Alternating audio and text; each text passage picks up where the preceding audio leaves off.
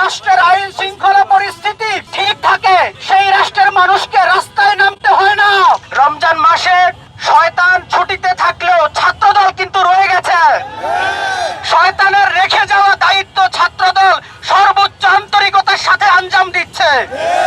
আমরা ছাত্রদলকে স্পষ্ট ভাষায় বলে দিতে চাই, হল দখলের রাজনীতি, ক্যাম্পাসে সন্ত্রাসী রাজনীতি 5ই আগস্ট ছাত্র জনতার গণ অভ্যুত্থানের মাধ্যমে এই বাংলাদেশ থেকে বিদায় হয়েছে। নতুন করে এই চাঁদাবাজি আর সন্ত্রাসীর রাজনীতি ফিরিয়ে আনার দুঃসাহস দেখাবেন না। এর পরিণতি ছাত্রলীগের মতো ভোগ করতে হবে। সংগ্রামী উপস্থিতি, আমরা দেখেছি স্বরাষ্ট্রমন্ত্রী ক্ষমতায় এসেই মব সন্ত্রাসের বিরুদ্ধে জিরো টলারেন্স ঘোষণা করেছেন। আমরা এটিকে সাধুবাদ জানাই, কিন্তু প্রশ্ন হলো, যেই রাষ্ট্রের আইন শৃঙ্খলা পরিস্থিতি ঠিক থাকে সেই রাষ্ট্রের মানুষকে রাস্তায় নামতে হয় না। আপনি দেশের আইন শৃঙ্খলা পরিস্থিতির 12টা বাজিয়ে দিয়েছেন। সারা দেশে নিয়মিত হত্যা, ধর্ষণ, সন্ত্রাসী কর্মকাণ্ড চলছে। আমাদের ছোট্ট বোনেরা পর্যন্ত এই নৃশংসতা থেকে রেহাই পাচ্ছে না।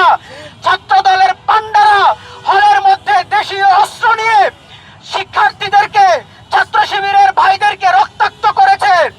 আমরা স্পষ্ট ভাষায় বলে দিতে চাই, এই সন্ত্রাসী কর্মকাণ্ড বন্ধ না করলে, এর প্রতিবাদে যদি আমরা রাস্তায় নামি, সেগুলোকে আপনি মব সন্ত্রাস বলার মতো এই ভণ্ডামি বন্ধ করুন। আপনারা ঠিক হয়ে যান। আমরা শান্তি চাই, আমরা রাজপথে আন্দোলন করতে চাই না। আমরা ক্যাম্পাসগুলোতে শিক্ষার্থীদের জন্য একটি শান্তিপূর্ণ নিরাপদ পরিবেশ বজায় রাখতে চাই। কিন্তু দুর্ভাগ্যের বিষয়, ছাত্রদল ছাত্র শিবিরের আদর্শের কাছে পরাজিত হয়ে তারা অস্ত্রের দিকে হাত বাড়িয়েছে। আমরা স্পষ্ট করে বলতে চাই, যদি শিক্ষার্থীদের অধিকার আদায়ের জন্য আমাদেরকে রাজপথে নেমে আন্দোলন করতে হয়, আপনারা সেগুলোকে মব সন্ত্রাস বলেন আর যাই করেন, আমরা কিন্তু রাজপথ ছাড়ছি না। সংগ্রামী উপস্থিতি, আমরা শান্তিপূর্ণ পরিবেশ চাই। আমরা ক্যাম্পাসগুলোতে শিক্ষার্থীদের জন্য একটি নিরাপদ ক্যাম্পাস চাই। 5ই আগস্টের পর থেকে হলগুলো থেকে গণরুম, গেস্টরুম বিদায় হয়েছে।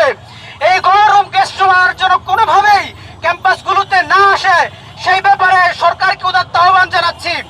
এবং একই সাথে আমরা স্পষ্ট ভাষায় আরো বলতে চাই, গতকালকে ঢাকা পলিটেকনিকে এই হামলার সাথে যারা জড়িত ছিল তাদেরকে বিচারের আওতায় নিয়ে আসতে হবে। সুষ্ঠু তদন্তের মাধ্যমে যারা যারা জড়িত তাদেরকে অতি শীঘ্রই বিচারের আওতায় নিয়ে আসতে হবে।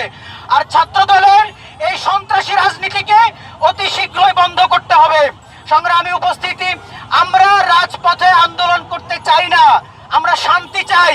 আমরা চাই দেশের মানুষ শান্তিতে থাকুক।